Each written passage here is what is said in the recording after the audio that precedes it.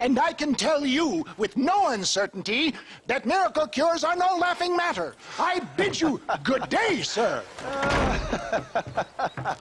Oh, Mr. Marston, good to see you. How have you been keeping? I'm well, Mr. Mr. West Dickens.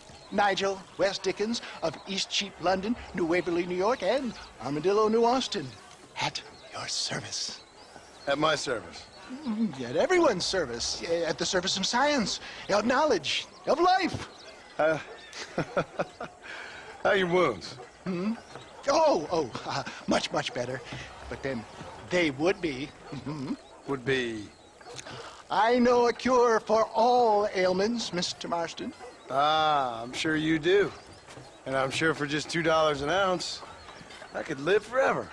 Oh, but for you, sir, I'd do a bulk discount rate of $1.95 an ounce, as long as you buy 100 ounces or more. That's a lot of immortality. Give it up, old man. That's Mr. West Dickens to you, boy. Give it up, old man. Listen, Marston, I'm broke, but this stuff is good. It works. I need a healthy young man like you. Come along, let's ride over to my newest customer at Ridgewood, and I'll explain while we go. Okay.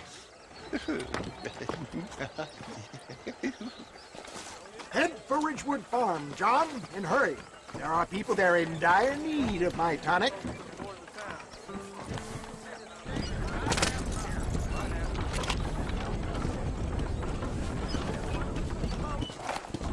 I heard about you, Mr. West Dickens. And I about you, John Marston. Hoodwinking the weak, gullible out of their hard-earned money. For the love of God, try to stay on the road. My dear boy, it is you who is gullible, if I may be so bold. Stay on the road! You're going to destroy the merchandise for heeding such ill-informed scuttlebutt. You're as full of wind as a horse with the colic. I have been blessed with the gift of language, and for that I will not apologize. But the West Dickens elixirs speak for themselves. My thousands of happy customers attest to that. Those men trying to kill you didn't look so happy. Skepticism is the bastard child of progress, John. Knowledge makes a fool into a doubting Thomas. If my tonic is such a sham, how do you explain the fine battle in which you find me? Last time you saw me, I was knocking at death's door. You should thank the doctor for that. I reckon you were acting it up worse than it was. Act I can, John. A more convincing Othello there has never been.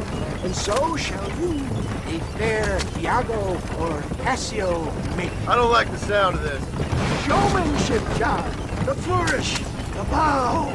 We are operating in a competitive marketplace. Our product must stand out. And how does this involve me? We're going to use your God-given talents to our advantage. I'm really starting to I'll regret drop this. you off at the outskirts of Ridgewood. That way, it won't look like we came together. Once I'm set up, saunter nonchalantly into the crowd that is sure to be forming. Eventually, I will call you up to try my tonic. After extolling the virtues, I will have you perform a few feats of wonder to amaze and impress the paying public. Such as? Oh, nothing out of the ordinary for a man in your line of work, I assure you. So it is all a sham. Best you alight here, dear boy, so no one sees us arriving together. I'll see you there. Be ready to enchant the crowd.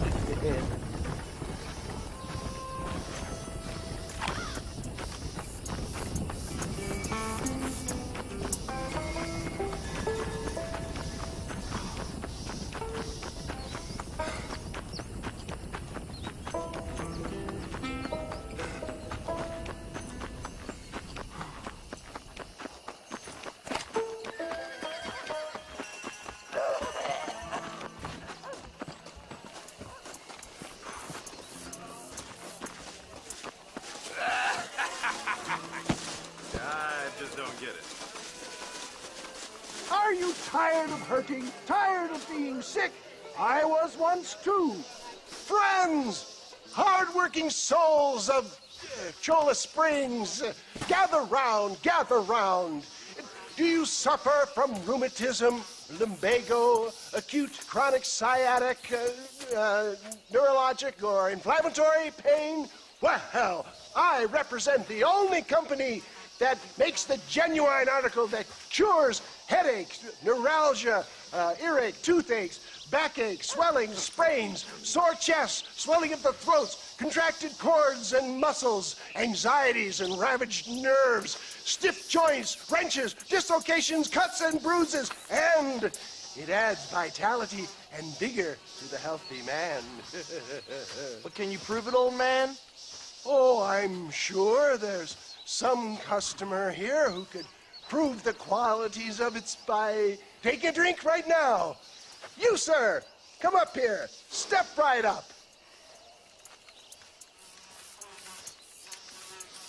That's the spirit. Ladies and gentlemen, pay close attention. This poor, wretched volunteer, entirely unknown to me, will demonstrate the effects of Dr. West Dickens' own patent tonic. Be you a cowpoke or athlete, this miraculous elixir developed with the wisdom of the East keeps the muscles supple and relaxes the cords. It loosens the joints and gives a feeling of youth and vigor to the whole system. Not possible, I hear you say. Well, doubt no longer. Faith can move mountains, but I ask not for faith. I am a man of science, and today science will be vindicated. Your eyesight has greatly improved. Is that not so, friend? If you say so. That's right, it is. You heard him. What a good sport you are, sir. Now, gaze over yonder at that porch. If you squint, you may just be able to make out the skull that's hanging there. Go ahead, friend. Shoot that skull and demonstrate the miraculous eyesight you now possess.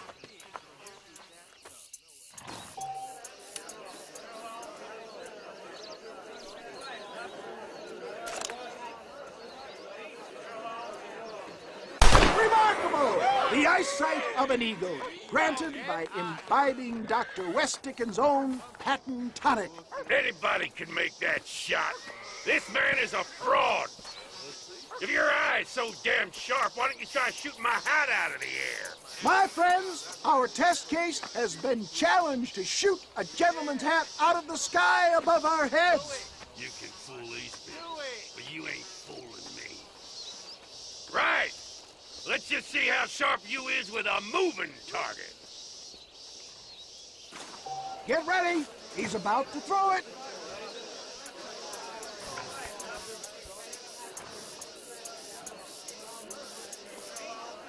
Get your weapon at the ready.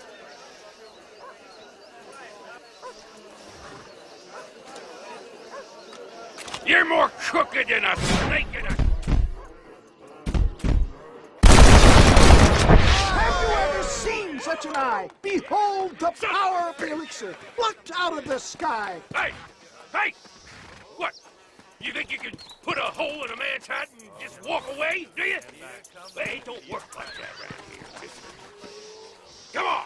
Are you a man or not? A challenge of battle has been offered to our volunteer. Prepare for a display of Herculean brawn.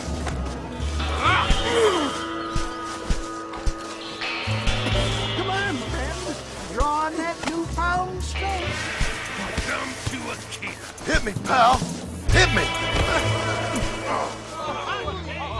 There it is, skeptics and dissenters. Irrefutable proof. Do not let this opportunity pass you by. Look, he's over there. Go get him. This ends now. Watch out! He's got a gun! Who the hell do you think you are? You ain't leaving here alive.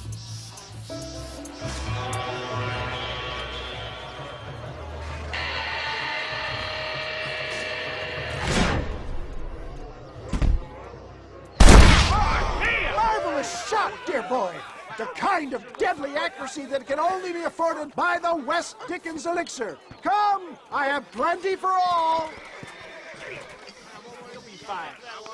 Get out of my way. Hey, where are you going? I want a bottle. Get me a bottle, please. One of them, right? No harm in trying one bottle, I suppose. Well, I think that went kind of well, don't you? I'm just glad that my normal job involves either chasing after cattle or murderers. Not the likes of you, mister. Don't be like that. Now, if you'll excuse me, I'd like to say my goodbyes, head on back to the real world. Wait, sir. I've been thinking about your predicament, and I think I may have an idea. I've been thinking I could be your cunning Odysseus. Beware of the Greeks burying gifts, sir. Williamson had better beware. We will make them into Trojans. I don't rightly get you. I want you to go and see my old friend Seth. He can come across as a little curious, but I'm sure you two will get on. He's most often found at Coots Chapel. He's very devout. Why see him? Because between him and me, we can get those gates to open for you, and you can walk right in, just like in Homer's great Trojan yarn!